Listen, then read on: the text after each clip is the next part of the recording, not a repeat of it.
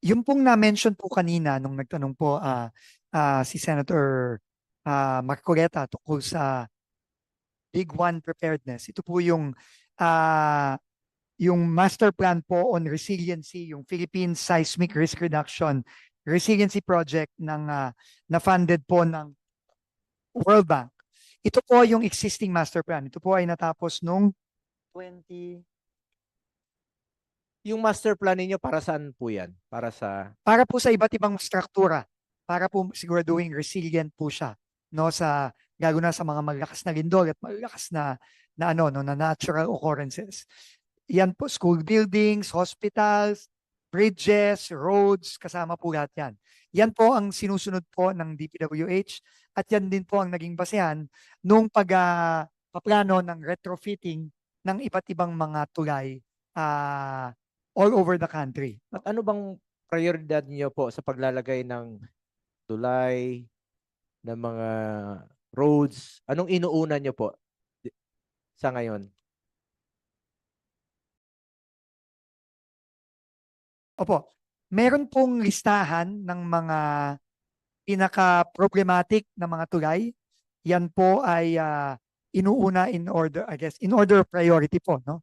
Yung mga yung mga hindi pa nare-retrofit ng matagal na, yun pong mga kinakailangan ng ayusin based on inspection, yan po ang inuuna. Pero ang sinabi po sa akin ng team sa DPWH is madalas po medyo kinakapos po sa pondo over the past several years. Pero ngayon po, I think sa 2026, nagdagdag po ng pondo para dyan para po mas marami ang ma-retrofit na mga bridges at mga iba pang mga structures Baka pwede po mabigyan niyo lang po ang committee ng ng updates, listahan.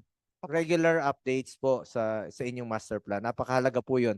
Opo. Dahil usually dito po sa Kongreso, no, na merong mga amendments, kung hindi naman po prioridad at hindi nakalinya sa inyong master plan, ay sana po ma-discourage po ito.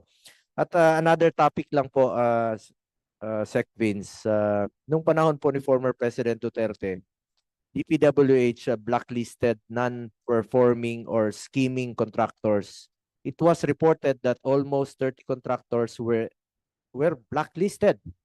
At ano po yung status ng blacklisting of contractors for possible anomalous or problematic projects? You mentioned before na ang blacklisting po ng contractors for life, no?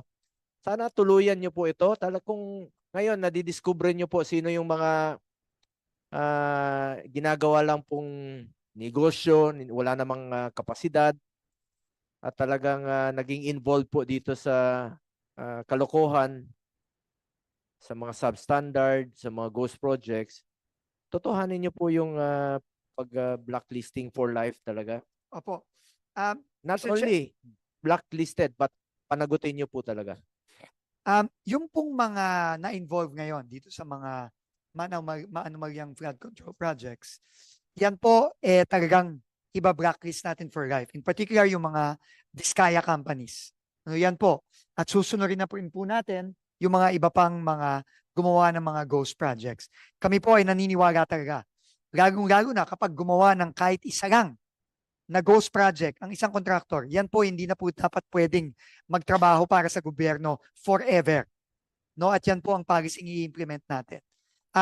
Pero ito pong 42 na blacklisted companies nitong since 2022, 23, 24, 25, ito po ay ang duration lang po ng mga ito ay 1 year to 2 years, no? Pero kailangan po talaga maging mas stricto tayo dito, Mr. Chairman. No?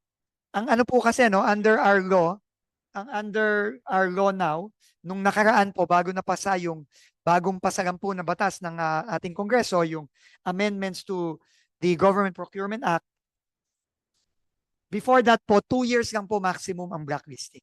Pero ngayon po, meron na po tayong basehan dahil po sa RA 12009, pwede na po tayong mag-impose ng perpetual blacklisting. At yun po ang ginagamit natin ngayon.